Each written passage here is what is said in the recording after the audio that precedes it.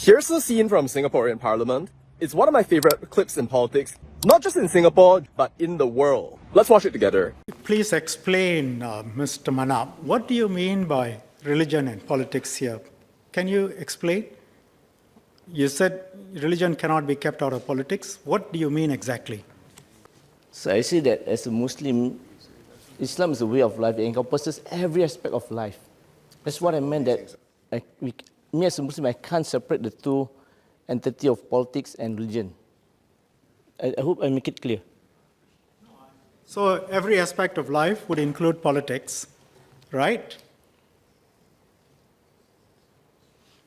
Isn't that the natural conclusion? You just said every aspect of life must be covered by religion, so that would include politics. Yes, I did say that. Thank you. Yep.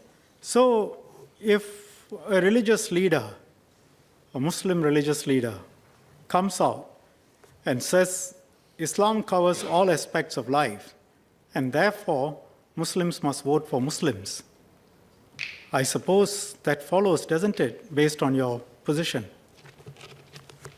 I disagree with that, because I did mention in my speech that you shouldn't use religion for the benefit of politics.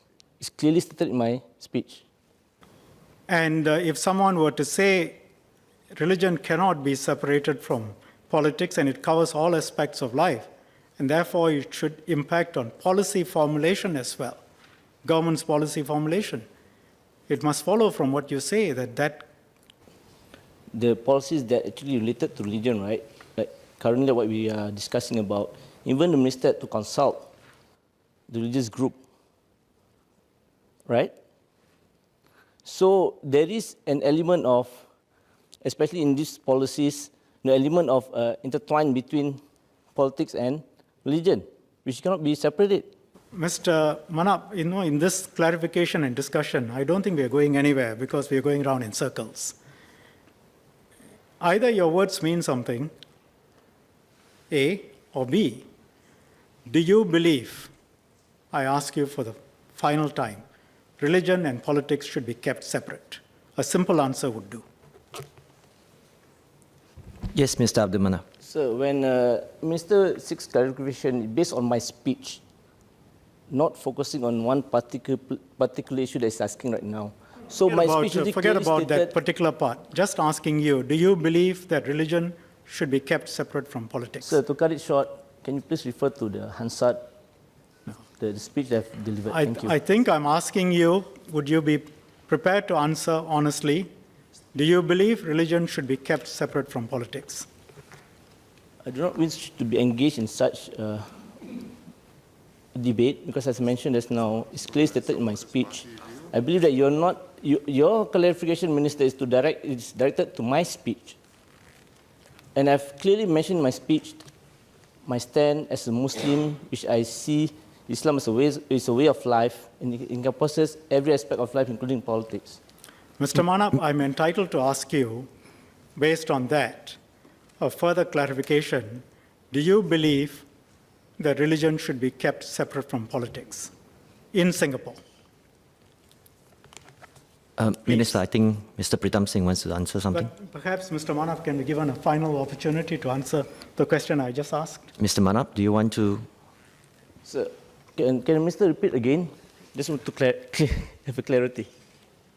Would you agree that religion should be kept separate from politics in Singapore? I do agree that religion needs to be kept aside or apart from politics, so that religion won't be used to gain personal benefit or the benefit of any political party. I think Mr. Manap has answered the question. Mr. Pritam Singh? Yes, Mr. Speaker, Mr. Deputy Speaker, I was attempting to intervene to just make clear what the position has to be in Singapore as a minority MP for any party. You represent not just members of your own community, you represent members of other faiths. And I think the only way to move forward is to accept that there has to be a certain degree of understanding towards other faiths and move forward in a way which accepts that we must be mindful of introducing religion into politics. I think where Mr. Manap is coming from is his faith. And in his faith, it's a value system. I believe the Christian faith is similar.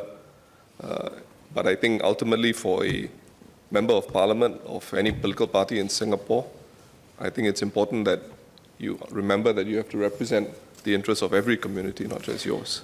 You know, every single time I watch that, it gives me chills. You know why? Because it brings together so many things so beautifully.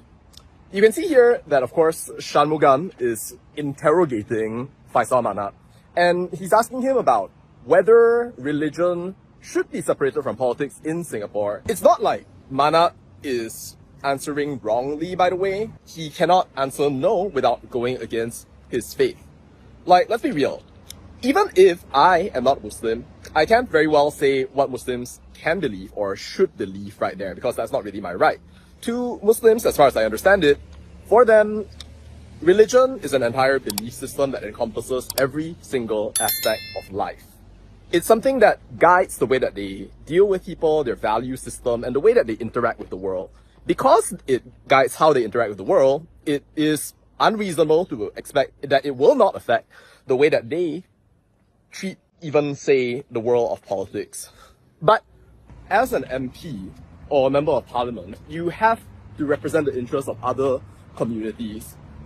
If you think about the way that politics has played out, especially in a country like Malaysia, where religion is dominant in politics and people do what we call tunggang agama day in and day out, in order to get people to vote for them, you see leaders making use of religion for their own personal benefit. They don't care about lying that maybe a vote for their party is a vote to enter heaven. And that sort of nonsense is why we have that sort of polarization that we see in Malaysia today, because people are casually making use of religion in order to secure political power. The incentives are wrong, because you start thinking about things that are not in the public interest, but are in the interest of a faith community. It becomes a tool that people use to exclude one another in the name of fighting for religion. I think this discussion is beautiful because it shows us that degree of nuance that we need for the 21st century. Imagine how many wars would not be fought if people started realizing that, yeah, you can go ahead and practice your own individual values, but above all, it's not just about you, it's about what everyone around you thinks.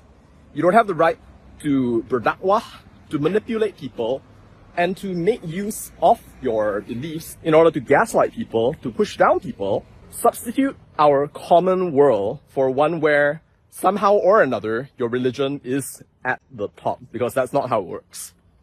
Where I think the Singaporean government comes in is when it starts talking about how, well, you cannot let your personal whims influence the way that you treat other people, and you should not let them decide how you will make policies along the way.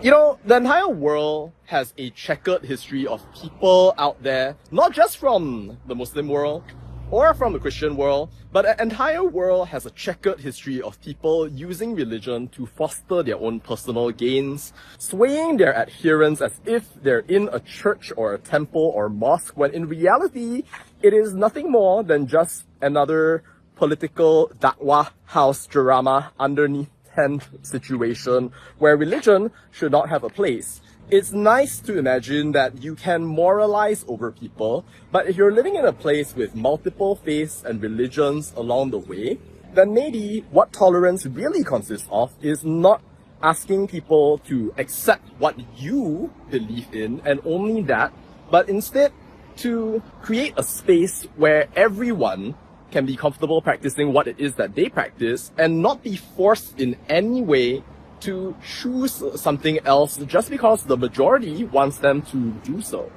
We have something like that in Malaysia, and of course some people want to go ahead and threaten that for their own interests. And that is sad to see, because what it shows is that religion distorts the incentives that people have. It makes them want to do certain things, to be terpaling agama, and to even lie to other communities in order to get what they want. This is not the way to create a cohesive body politic. It's not the way to create a society of people who actually trust one another, and instead a way of creating extremism hatred and to completely and systematically cripple your entire community. That's one of the reasons why I think that, in fact, Shanmugam's deconstruction of Faisal Manat is one of the most beautiful scenes in the entirety of the universe. Now, I don't know if what was learned here is ever going to be practiced in Malaysia, since religion and politics are so entrenched, but we do have laws against 3R. And the question is, are they going to be consistently enforced? Are we going to get to a point where it is unacceptable in any way for politicians in Malaysian Parliament to actually talk about the religion part of the 3Rs and to actually do their duty to the Malaysian people by focusing on our advancement, our standards of living, and other meaningful things for other communities, rather than just the religion part, which is infinitely valuable to some communities, but that ultimately are not the concern of other people who just want to live their lives in the best possible way. Alright, and that's all I have to say. Thanks for watching. Bye.